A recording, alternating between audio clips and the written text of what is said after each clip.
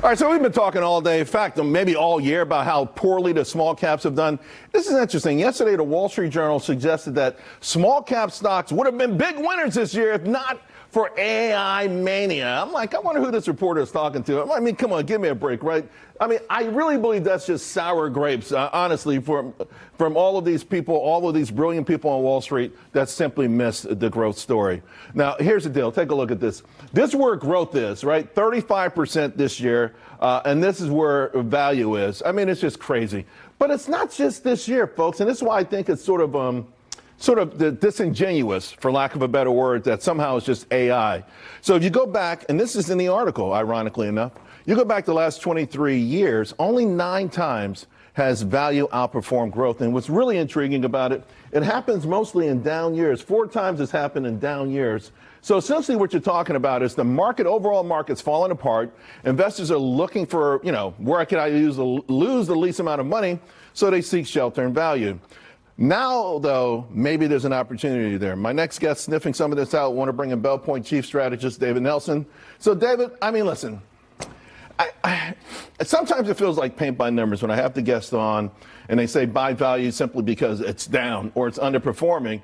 But we know that there's some great companies in this mix. I think you have to drill down further than that. I think at the broad index level, large cap secular growth has clearly been the leader. There's a lot of garbage in value, so that's part of the problem.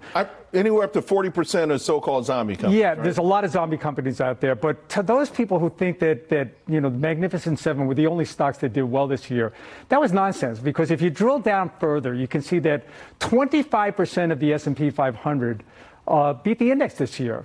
That's 125 companies. 60% were up year to date. Even in the Russell 2000, which is a pretty maligned index, didn't do that well this year.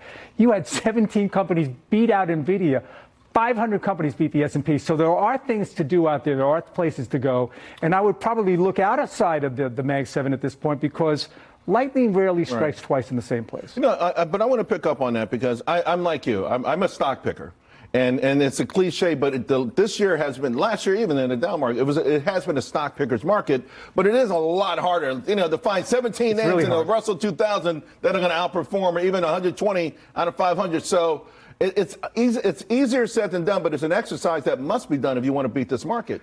And sometimes beating the market is going to be very, very tough. Sometimes it's just keeping up with the market. Right. In terms of the Russell 2000 and small cap stocks, I would look to active managers for the most part of that because that's where research really pays off. Right. How many analysts are covering Apple? How many analysts are covering Apple? Right. We know everything about these companies. A lot of these companies are undercovered and there's some real gems there. Great idea.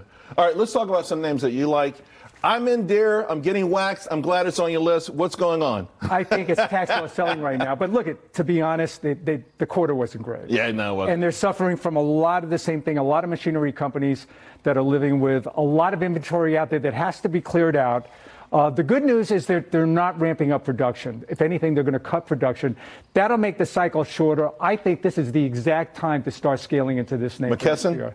McKesson, controversial stock.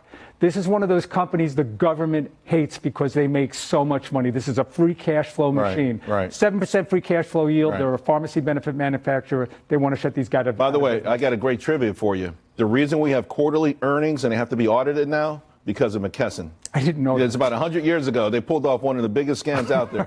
And we, of course, have Intuit, which reported stocks up big. It's probably not the best day to buy it today. It's breaking out to a 52-week high. It'll back and fill. There'll be a better opportunity here. But this is about AI as well.